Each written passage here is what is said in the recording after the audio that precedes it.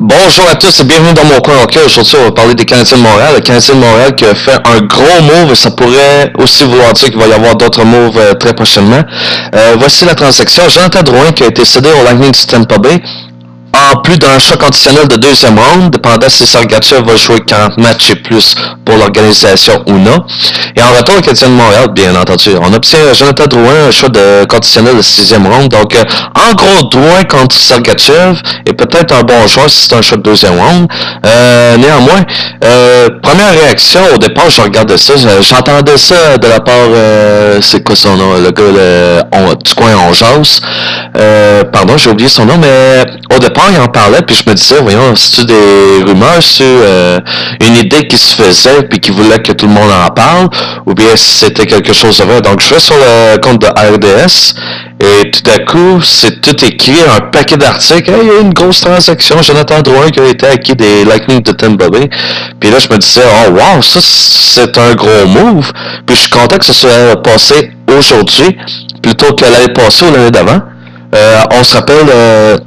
ouais, c'est ça, il y a 2 ans. Il y a 2 ans, Jonathan Drouin a fait la baboune au Lightning de Tampa Bay parce qu'il y avait eu un moment où il ne produisait pas.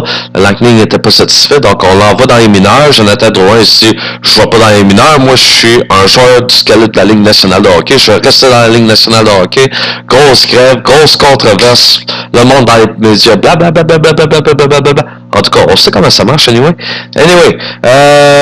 Pour le Lightning de Tampa Bay, c'est bien entendu que on s'est recontacté avec le clan Drouin, on a manifesté notre désir de travailler ensemble et je crois que autant Eisenman que Drouin ont grandi à partir de cette expérience et c'est pour ça que je dis qu'aujourd'hui avoir Drouin, c'est beaucoup mieux que d'avoir eu Drouin l'année passée ou l'année d'avant, alors que Drouin a eu la chance de gagner en expérience, de faire son apprentissage pour devenir un véritable professionnel, savoir comment réagir dans différentes situations, surtout lorsque les intérêts personnels entrent en jeu. Dans le cas de Drouin, c'était surtout au niveau de son rôle dans l'organisation du Lightning du Tampa Bay. Et c'est bien entendu que Drouin il y a une petite peine pour avoir quitté Tampa Bay parce qu'il voulait faire ses preuves. Tout le temps qu'il disait qu'il faisait la grève, lui, ce qu'il voulait dire à l'organisation, c'est « Je mérite ma place au Lightning avec le Lightning de Tampa Bay et je vais vous faire la preuve que je mérite ma place. » Et en série, il a été superbe. Mais Jonathan Drouin, en termes de statistiques, je le regardais, je le compare à Galchenyuk. Quelqu'un qui est capable d'aller chercher 30 buts et une cinquantaine, soixantaine de points au moment actuel. Puis, je suis convaincu que Drouin il va être capable de jouer sur le premier trio, sur le deuxième trio, puis aller chercher peut-être en moyenne 60-70 points par saison. Ça va être un bon joueur. Quelqu'un capable d'aller chercher une 30 buts par saison, sûrement. C'est pas le prochain Flower, comme j'ai vu dans un article d'RDS, il y avait quelqu'un qui avait mis ça avec un point d'interrogation. Et moi, ma réponse, c'est clairement non. C'est pas un marqueur de 50 buts. C'est pas quelqu'un qui va aller chercher le Hart Ross. Mais est-ce que c'est un Martin Saint-Louis en devenir? Possiblement. Jonathan Drouin, encore une fois, un petit allié. Il est en bas de 6 pieds. Mais c'est quelqu'un qui a des mains. C'est quelqu'un qui a des habiletés. C'est quelqu'un qui a du flair à l'attaque. Donc, mais ça demeure surtout un playmaker, un fabricant de jeu. C'est pas un tireur d'élite comme un Kovalev, par exemple. Mais non, c'est un fabricant de jeu. Un fabricant de jeu, quelqu'un qui va faire des passes, qui va mettre la table pour un autre allié ou un joueur de centre. Donc, Drouin, je suis très content de l'avoir. Deuxième point. Là, je comprends pas la RDS. On disait, hey, vas-tu jouer au centre? Hey, il est capable de jouer au centre? Hey, il était capable de jouer au centre? Blablabla. Puis il y a même Alain Crête qui a dit, c'est la même affaire qu'Alex Galchenyuk. En termes de production offensive, je suis d'accord. Mais, Drouin, c'est la même affaire que Galchenyuk parce que les deux ont passé leur temps aux mineurs, au hockey junior au centre, puis on l'amène à la Ligue nationale, puis on les place à l'aile. Je suis en désaccord avec Alain Crête là-dessus. Jonathan Drouin, il joue avec Nathan MacKinnon. MacKinnon était le joueur de centre. Drouin était son ailier gauche. OK. Jonathan Drouin a été repêché avec une idée claire que c'était un allié. Et lorsqu'il s'est joué au Lightning de Tampa Bay, ça a été clair dès le début et jusqu'à la transaction. Jonathan Drouin à Tampa Bay, c'était un allié. Et ça, il n'y a eu aucune controverse, aucun questionnement là-dessus. Drouin, c'était très clairement un allié. Maintenant, on l'amène à Montréal, puis Montréal, bon, on sait c'est quoi la situation. On a besoin d'un joueur de centre, on a besoin d'un joueur de centre. Ben, c'est bien entendu que y a du monde qui va poser la question à Jonathan Drouin. Hey, on t'a vu jouer une année au centre lorsque tu as perdu ton best friend McKinnon. Jonathan, serais-tu prêt à jouer au centre pour le Canadien de Montréal? C'est sûr qu'il va répondre, je serais capable si l'occasion est offerte. Mais m'a laissé la job au coach de décider. C'est bien entendu que Drouin, c'est un allié. Puis c'est bien entendu que s'il est pour jouer avec les meilleurs alliés, Pacioretty par exemple, c'est bien entendu qu'il serait prêt à jouer au centre en compagnie de Pacioretty si l'opportunité se présente. C'est bien entendu qu'ils veulent dire oui. Mais à mon avis, Drouin, c'est un allié, puis on devrait le laisser à l'aile. Et voici ma propre opinion sur le sujet. Si on a tant besoin de ça d'un joueur de centre, pourquoi ne pas placer Galchenyuk sur la deuxième ligne au centre, place Lehkonen et Byron à ses côtés, ou même Drouin si par exemple Alexander Radulov se décide de signer avec Montréal, place-le au moins avec Byron et Lehkonen, place Galchenyuk au centre, on va avoir un deuxième trio qui va avoir une certaine finesse, une certaine rapidité, un bon coup de patin, et surtout placer Galchenyuk au centre avec Kirk Muller qui l'entoure, puis qui lui montre comment gagner les mises en jeu, puis comment se positionner. Puis là, je dis Kirk Muller parce que, on se souvient, en 93, Kirk Muller était au centre, Danfus était à l'aile gauche. Ouais, ben oui, c'est vrai, Danfus a commencé à l'aile pour le Canadien de Montréal. Vous vous en souvenez-vous? Parce que la plupart d'entre vous, vous dites Vincent Danfus, c'est un joueur de centre. Il a commencé ailier gauche à Toronto, à Edmonton, puis quand il s'est joué à Montréal, il était l'ailier gauche de Kirk Muller.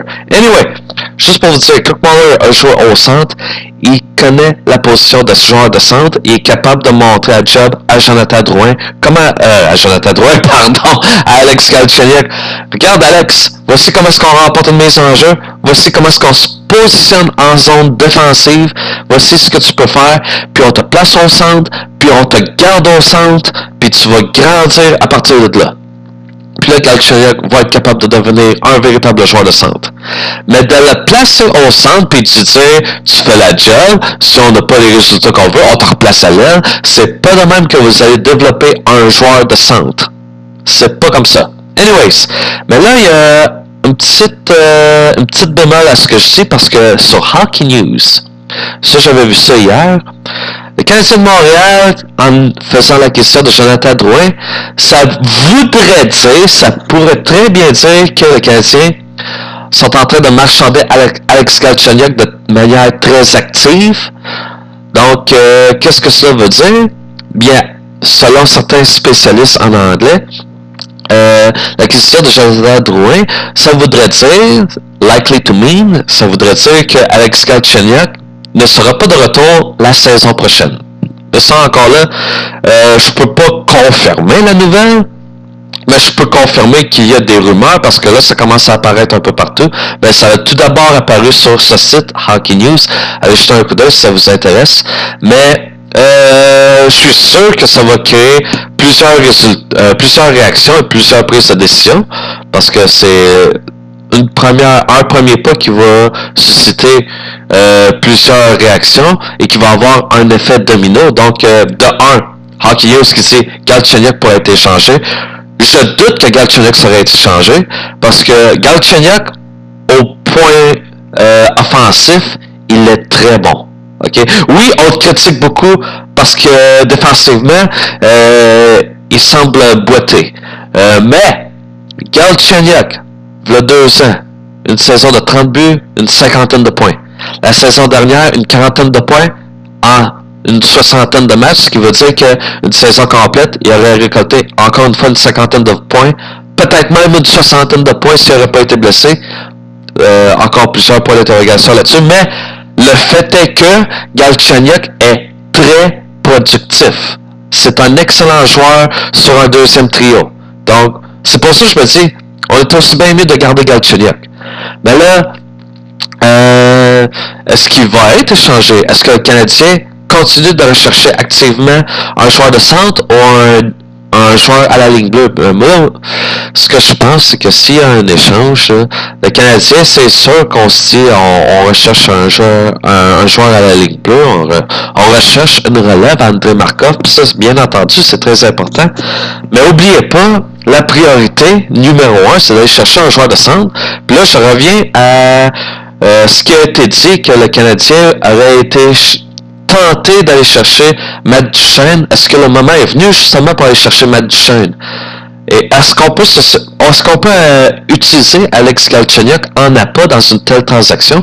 Parce que la dernière fois, on a fait, je pense, c'est une offre de Brendan Gallagher, Nathan Beaulieu, un choix de première ronde, et Noah Yolson pour Matt Duchene. Et au moment présent, on peut encore faire cette offre parce qu'on n'a pas perdu notre choix de première ronde, on n'a pas perdu aucun des choix qui a été mentionné. Donc, c'est toujours possible d'aller chercher Matt Duchene ou plusieurs personnes, ceux qui rêvent en couleur, vont dire « Hey, ce serait-tu le fun de voir John Tavares à Montréal? » Moi, je me dis, si on a une chance pour John Tavares, qu'on saute à deux pieds sur cette offre, sur cette chance, puis qu'on aille le chercher si ça se fait, si c'est possible. Puis une autre chose qu'on doit mentionner, puis ça c'est sûrement le point le plus important, puis ça c'est la chose que je pense personne n'a parlé. Jonathan Drouin qui s'amène à Montréal puis qu'on signe 6 ans. Est-ce qu'on vient de convaincre Carey Price de signer à long terme avec le Canadien de Montréal? Et à mon avis, c'est oui.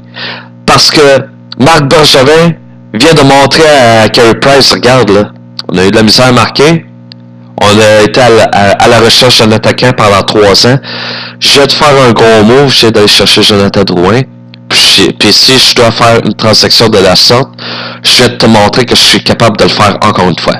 Donc, pour convaincre Carey Price de rester à Montréal, qu'est-ce que ça prend pour Carey Price? Ça prend un support à l'attaque, il prend des buts en sa faveur. Donc, d'aller chercher Jonathan Drouin, c'est un pas dans la bonne direction. Est-ce qu'on est capable de faire un autre pas dans la bonne direction? Peu importe. Le fait est qu'on a été faire l'acquisition de Jonathan Drouin et à mon avis, on vient de convaincre Carey Price de signer à long terme.